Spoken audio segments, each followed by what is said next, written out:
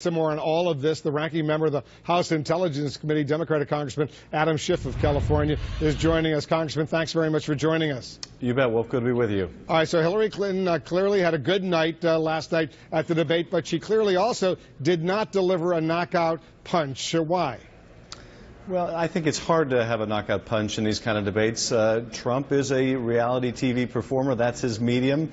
I think actually the expectations for him were altogether too low, but nonetheless he didn't even meet those expectations. But still, that is the environment in which he's the most comfortable. I think a knockout is hard to do.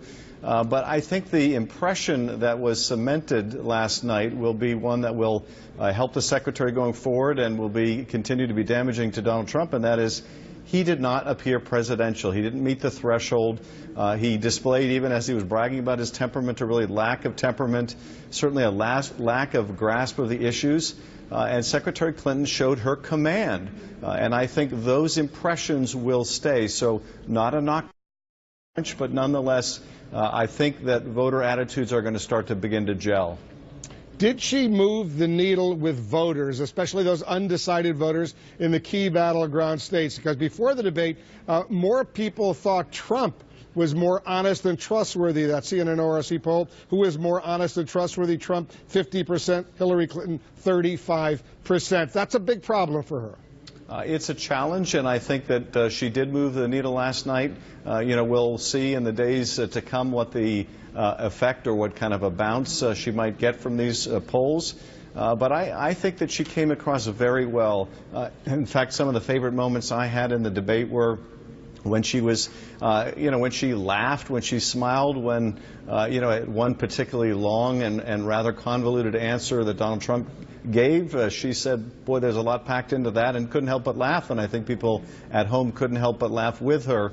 So she really had a great presence. I think it was one of her best debate performances that I've seen, and she just needs to keep it up.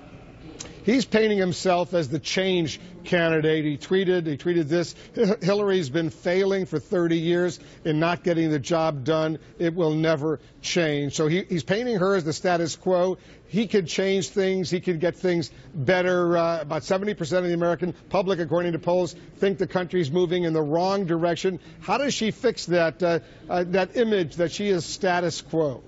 Well, I think it's a challenge for anyone who's running from the same party as the incumbent president, particularly a two-term president. But I think that Trump failed to make the case last night for a couple reasons.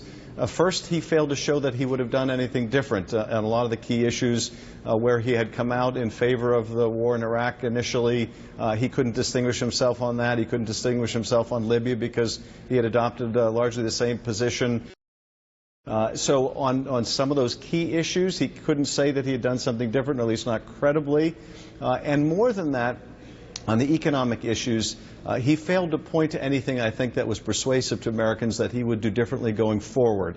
The most he could say when he was asked, how do you bring jobs back, is, well, I wouldn't have lost them in the first place. But, of course, we're left to wonder, well, why is that, and how would have you prevented that?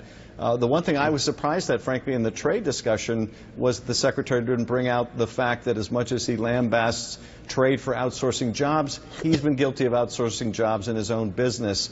So he has a lot of vulnerabilities. It's difficult, I think, with his background to make the case, even though he's a newcomer to the political arena, but he certainly didn't make it last night. Trump largely left the personal attacks out last night, but he foreshadowed what could come in round two. Listen to this. Anything that you wish you did differently? No, I'm very happy that I was able to hold back on the indiscretions with respect to Bill Clinton, because I have a lot of respect for Chelsea Clinton, and I just didn't want to say what I was going to say, and which is I'll tell you maybe at the next debate. We'll see. So she clearly seemed to get under his skin, but will it be different, a different battle next time? Because you heard he's threatened to hit her harder.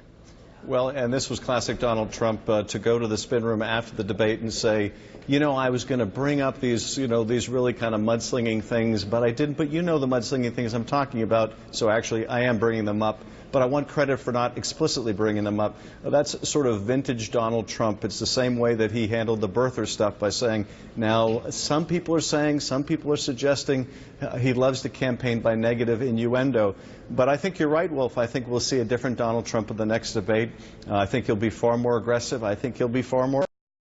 he'll be throwing the kitchen sink at Secretary Clinton, but he's going to have to be careful how he does it, because his biggest problem is he doesn't know when to stop. He's guilty of terrible overreach, and he's very easily needled and put off.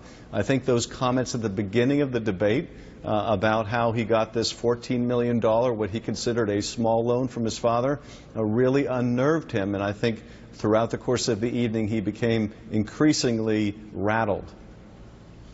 I need you to stay with us for a moment, Congressman. We're getting some breaking news on the FBI getting information about yet another cyber attack.